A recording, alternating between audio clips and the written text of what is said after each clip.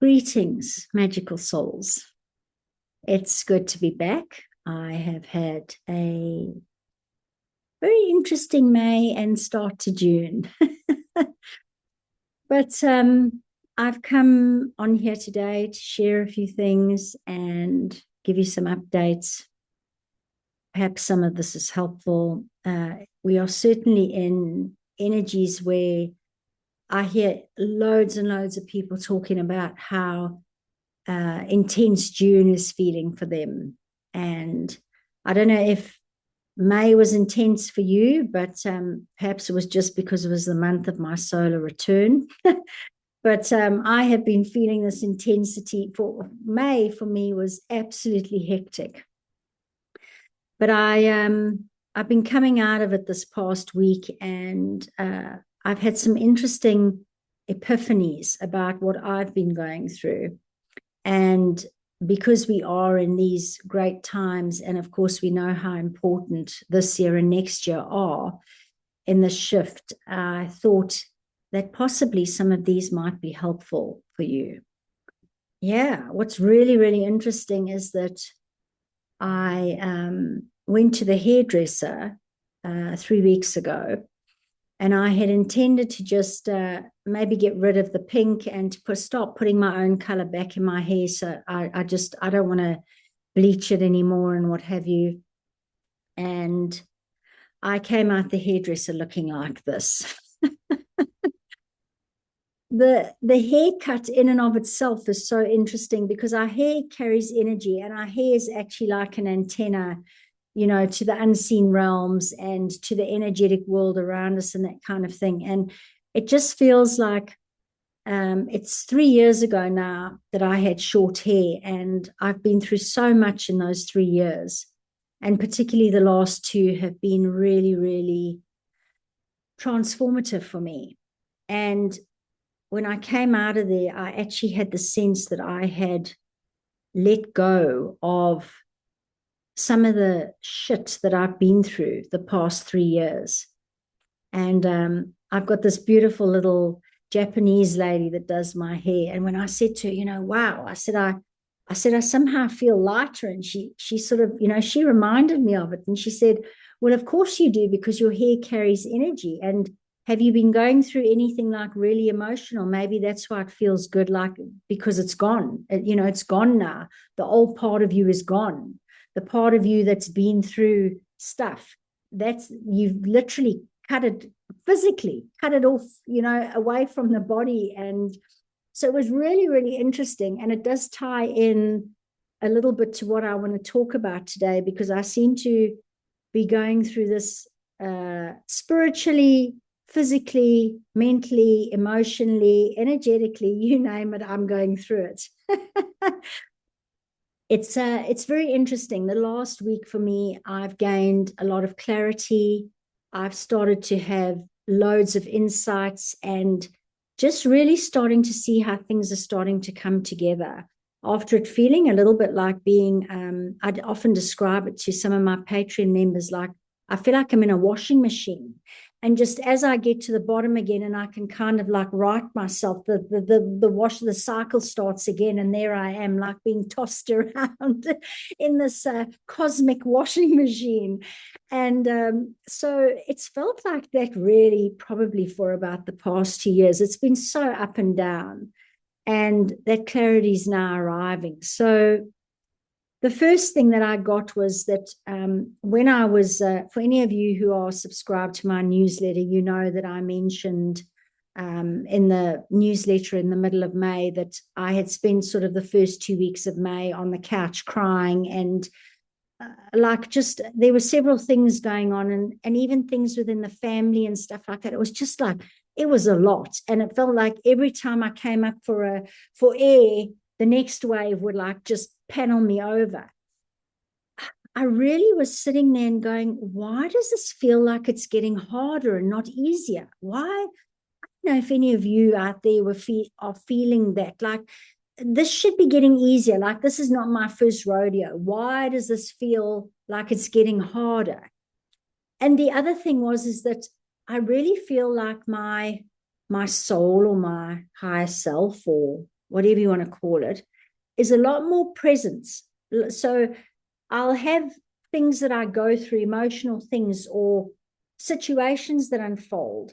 And for some reason, the past sort of 3 or 4 months in particular, I almost seem to have this very calm, very loving sort of, it feels like, like a higher mind, like the higher self or something that comes in and just is able to give me a different perspective in real time of what's unfolding in front of me. And so that's what really baffled me. It was like, why does this feel like it's getting harder when I feel like I've got more support and that I'm more connected than I ever have been, but I can't seem to navigate this. And it was like, what is wrong with me? Am I the only person alive that is having this issue? And suddenly it was like, well, the heart activations that we're going through, and I think a lot of us are feeling this, where it's almost like we're feeling more and we're experiencing more.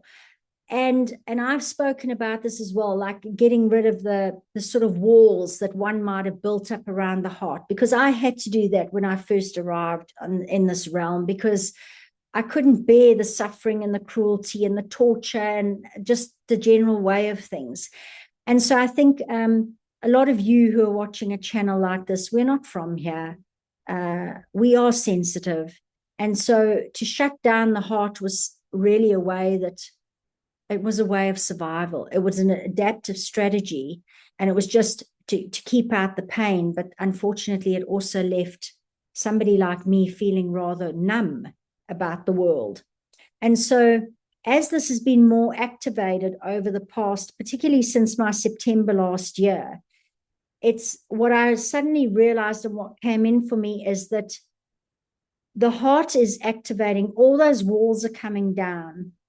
And so I am feeling more, but this is exactly what I need to be doing, because part of the reason why we're in this mess is because people are walking around like zombies and everybody's disconnected from their heart. And we know that we've been living in a mental realm, and now the heart's coming back online and whatever. So this is necessary. But the second part to that, which I didn't really realize, was the embodiment piece. And I think I've been hammering on about this embodiment piece for a while now, because it is the opposite of the spiritual bypassing that some of the spiritual community are still doing, all this love and light bullshit. So the embodiment, I realized for the first time how deeply present I am in my body. And because I'm not used to that, because in the old days it would be, oh, this is a bit much, let me go and meditate. Let me just, because I know everything's all right at a higher perspective. But now, because I'm really, really present in the body, it's like this is new for me. And it's like kind of like, well, this feels like it's going to kill me. But it's just because I'm not used to it. I feel like I've not been here before. And to a large degree, that's possibly true. And then the other part of that is that we're also, as we're going through this ascension, from what I understand, is that a lot of the time ascensions happen, we have left the body and then we've come back to a slightly higher vibrational realm, and we've been different, etc., etc. So we need to also remember that this is the first time we're doing this. We are going through this ascension in the body. Everything's happening still in the same body, while we're trying to bring in and embody the higher version of ourselves and the higher frequencies and bring them down into Gaia. But none of us actually know what the hell we are doing. We've never done this before. So when it feels like it's getting harder, well, to a large degree, it's because for me, I have not experienced anything like this before. And there was so much clarity when that landed, because it was like it was almost like a sigh of relief, like, okay, there's nothing really wrong with me. I'm really not that stupid. And so it kind of just really landed. But what I loved about it was that I thought, oh, wow, how cool is it to be really so much in the body? Because we know this is the Holy Grail. We know this is the temple that we are anchoring these new frequencies in. And we know that new earth is being birthed through us, through our physical vessel and into reality.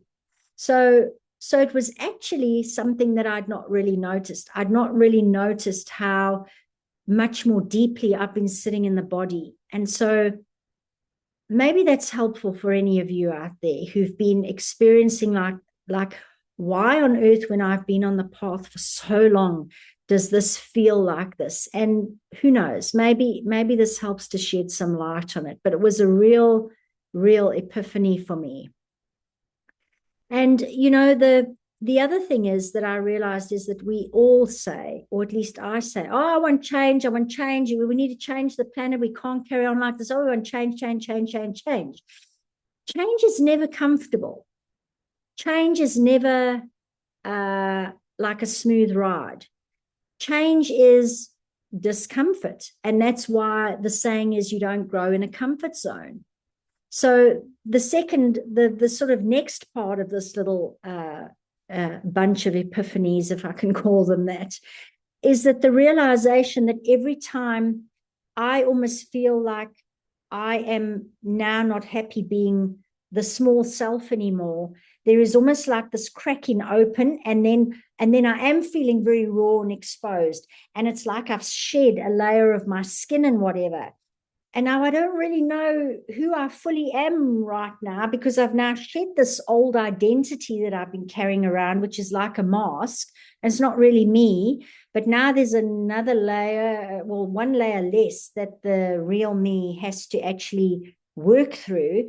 And it's a little bit of getting used to, but also on top of that, there was a little bit of grief. I think every time I go one of these sort of sheddings, because you remember, we can't expand if we're going to stay in the same energy, or even in the same physical body. And by that, I don't mean our bodies are exploding, but I mean, like, if our heart's expanding, there's got to be there's something going on with us physically and energetically and spiritually, mentally, emotionally.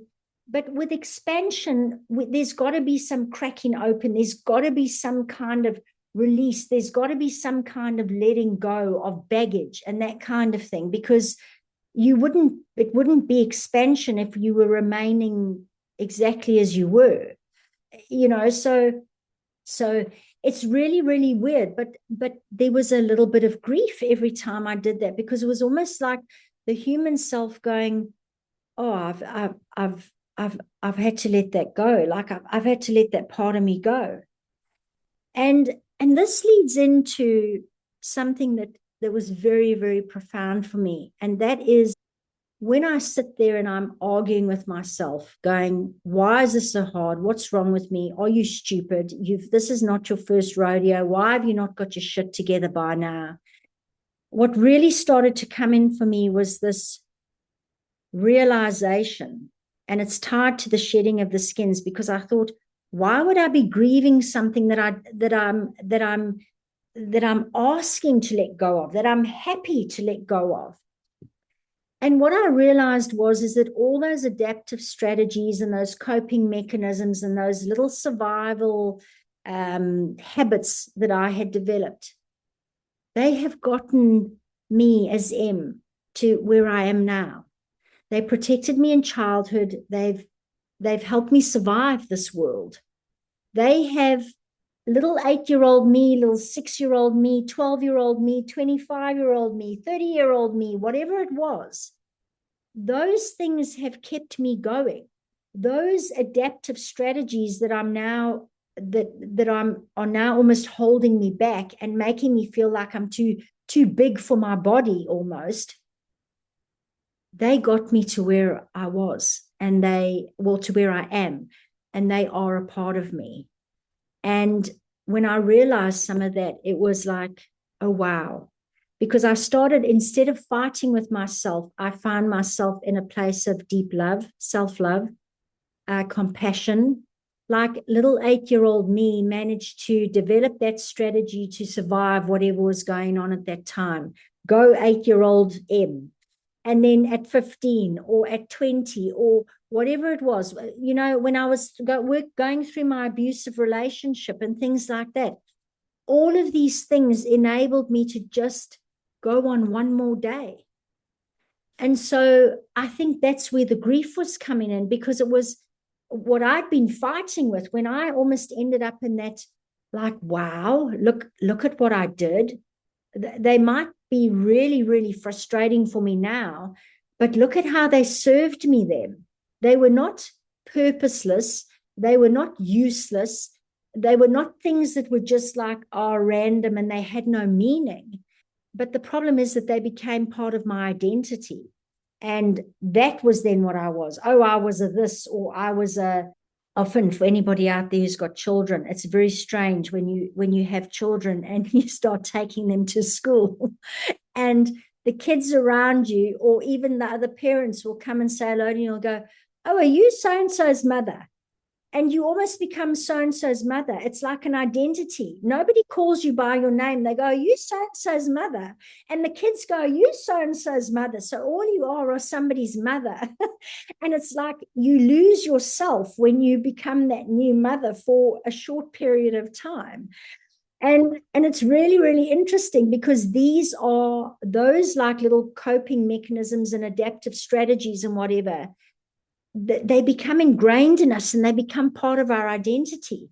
So then when I was letting these go, I now understood where the grief was coming from, because I feel like I'm letting a part of me go. But it was such a like polarized kind of sensation, because on the one hand, I'm going, I need to get rid of this shit because it's holding me back and I'm really irritated and I'm cross with myself.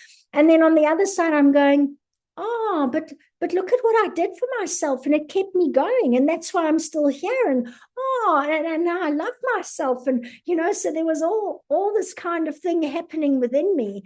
And now, just even working with some of these things, just sitting with that self-love and that deep compassion and that forgiveness for myself and that honoring of myself has been absolutely life-changing. I cannot tell you, because this is the first time I have stopped fighting with myself. And what dawned on me is that when we're fighting with ourselves internally, not only is there resistance and you're using up so much energy. I mean, we all talk about why we're exhausted. Well, I think half of the reason why I was exhausted, apart from all the energies and everything that's going on, is because I didn't realize how much I was fighting with myself, how much energy I was using actually in resistance to myself, calling myself names, calling myself stupid, like, why haven't I got my stuff together? Like, what is wrong with me type thing. And so what dawned on me then was what I've said before.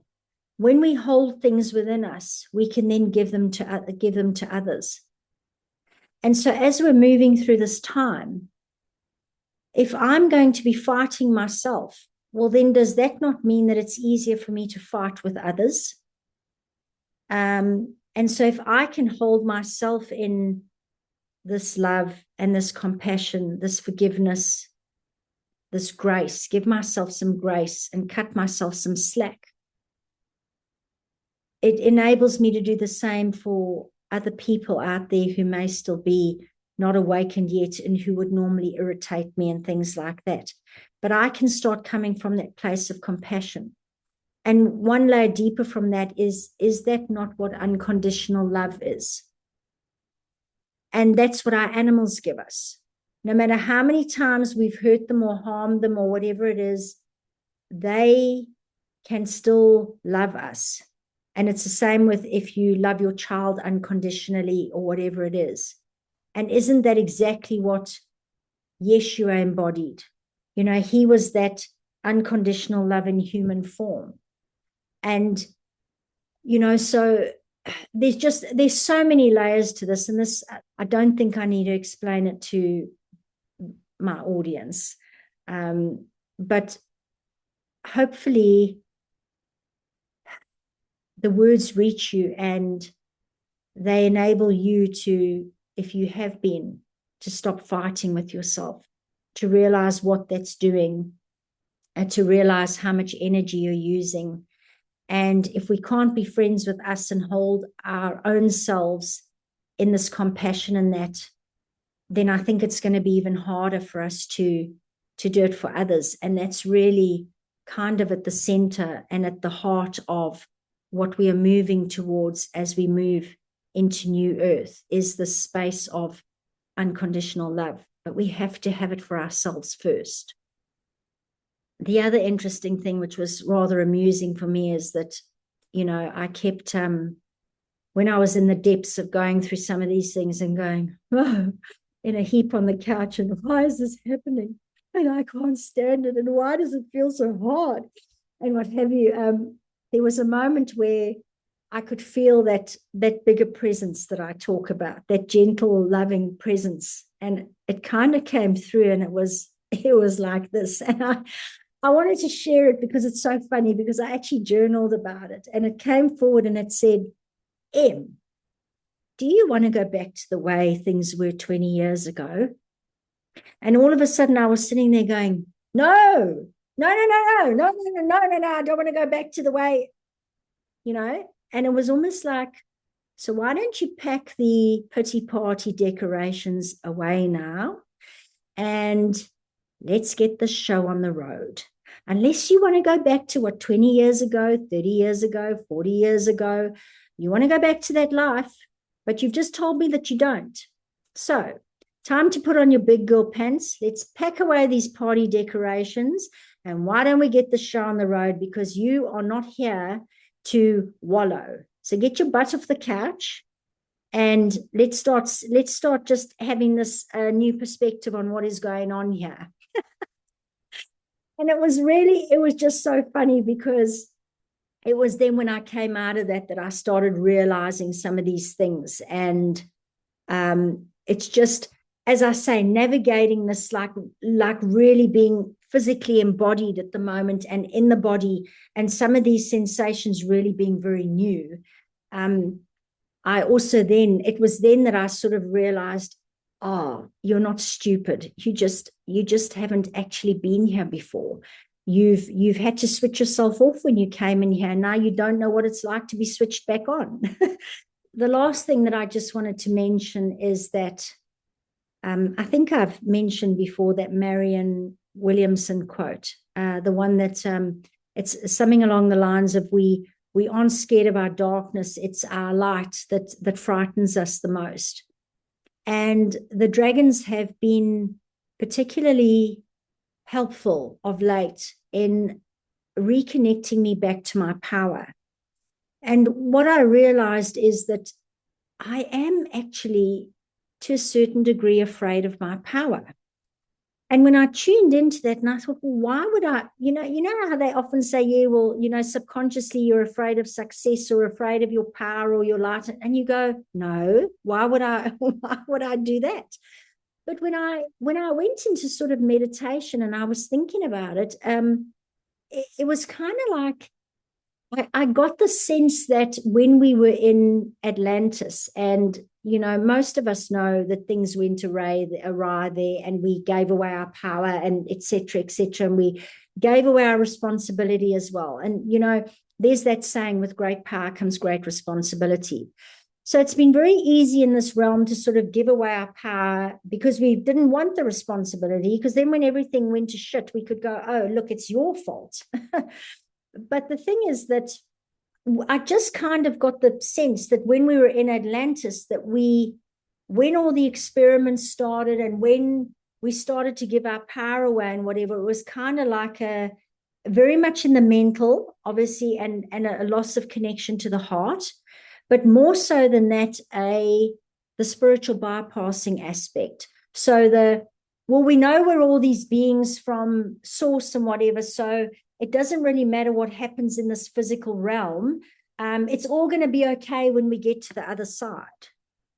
And that right there really, really struck me, because isn't that what spiritual bypassing is? We almost go, oh, well, it doesn't matter if you were abused and whatever, the soul can't be harmed and all this bullshit that they spew out and whatever. But every single bit of grief and pain and suffering that I have been through, or you have been through, or an animal, or whatever it is, does bloody matter. It does matter, because it has mattered to us living this human life, or the animal life, or whatever life it is. It has mattered if we have been slaying down trees with no thought for whatever, because it matters to the tree as well. Everything matters. If we are everything, then everything has to matter. And so for me, that was such a like an eye-opening like revelation, because I keep thinking, why do we always do the spiritual bypassing? Like what is happening here? And that really landed. And that's why I think it's so important to be in the body. And even more so now, it's like, okay, I'll keep taking the pain that's coming with this and with this feeling or whatever, because it allows me to remain human, and it allows me to remember that this is what we're here to do. Because otherwise, what are we doing here? If we want to stop all the suffering and whatever, what we're doing as we're trying to bring in new earth and all the trauma and all the seemingly very negative stuff that people go through that maybe isn't really how it's meant to be. Well, if none of that matters, then what are we even fighting for new earth for? So the spiritual bypassing stuff has been bothering me for a while, because it's like, but I couldn't really articulate it or put my finger on it. But this is why. Because we are here and we are human, and we are these divine sparks in human form. And if nothing matters, then I don't know, then I feel like we've lost our humanity again. Like, it has to matter. And when we see and we can feel the suffering of another being, that has to hurt us, and it has to change us, and it has to make us want to be better. It has to make us want to return to what we naturally are at our core. Otherwise, all of this seems meaningless. So, and I mean, that's not meant to be a negative thing. So I hope it didn't come across like that. But what I'm really saying is that it's really important that we're embodied and we do feel these things, even though they hurt like a bitch sometimes. It's really, really important, because it's the one thing that reminds us that we are human, and that every little thing matters, and that every random act of kindness matters, and that everything that we do ripples out. Absolutely everything matters, and everything has meaning. So anyway, just as I end off today, just going back to, I think that a lot of us are starting to feel things really shifting, really ramping up. Things are actually starting to change, even though we can't really articulate it sometimes, and we don't know how to describe it. We are very aware of it on some level, and maybe even if it's just in here, we are aware of it. So just to tie back to where I started with this, with the power and responsibility and our light and our darkness, and that, what's really the dragons have helped me to understand recently is that we're scared of our power, because in some cases, if we've been looking at our lives and maybe being confronted with some of the dark or more negative aspects of our behaviors and what we've been doing, we need to remember that we were not in a heart space then. And so that is why also this embodiment and this opening of the heart and this reconnection to everything is so important, because what they have said to me, I mean, the dragons are really the embodiment of raw power. And if we look at these beings, they could raise planets with their fire and they are big, they are potent, they are incredible, and yet they do not abuse their power. And so this was the message on power from them, is that this opening of the heart and this like cracking open and this reconnection back is absolutely critical, because when our hearts are open and when we are fully reconnected in that, we will never misuse our power again. And then we're quite happy to step into the responsibility, because we're not bypassing anything, and we're not sort of not looking at things properly and authentically and clearly. We're not hiding behind anything. So there really is, if you're ready to step into your heart and step into your body and realize what it means to be human, and that things do matter, and that your choices and your actions do matter, because if they're good or bad, they are having a ripple effect. that is the way back to empowerment. And there's no reason to be frightened of it, because when you're doing it through the heart and when you want the best for yourself and everybody and every being and Gaia and the galaxy and the universe itself, you cannot misuse or abuse your power. And I think a lot of with these systems that are collapsing, I think that we are starting to reclaim our power. And I felt like there was a really important message, because I think sometimes you can feel a little bit anxious or a little bit out of your depth, and you don't really fully understand why. And it's just really some of that power is being returned to you, but there's no need to be frightened of it, because the power can actually almost feel like there's something in you that is, and it's almost like, oh, I need to temper this down. I don't know what this is, and I feel like it's going to explode out of me. And what is that? so they just wanted to remind me, and I'm reminding you, of the power cannot be misused if it is filtered through the heart. And so as some of these systems collapse, we're naturally reclaiming our power back from them. And so to just be aware of that.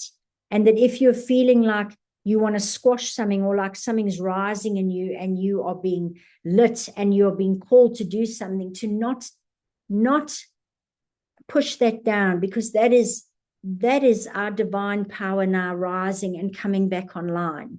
You can look at it and see what that means for you, and if it's that or if it isn't. But I wanted to make mention of that, because that's been a real thing for me. I have not realized how much my power is starting to return, and I don't quite know what to do with it. And I've also actually been even hiding a little bit from that power myself.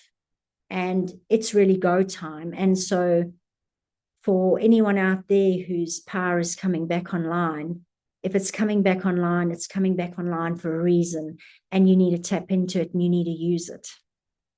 On that note, I'm just going to share again, just working with the dragons, that I'm delighted to be having a live event with Saraharyana in a couple of days' time.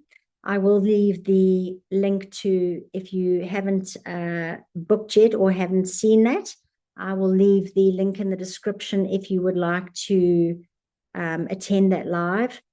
Because seats are limited, we're asking that if you can actually attend the live, so the timing works for you, we will be making the recording available afterwards for anybody who can't attend the live.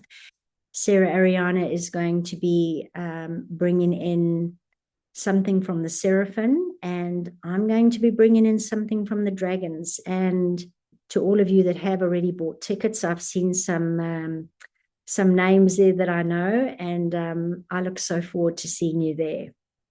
Thank you so much for listening. I hope that some of this has been helpful, and wherever you are, I'm wishing you a magically empowered rest of your day.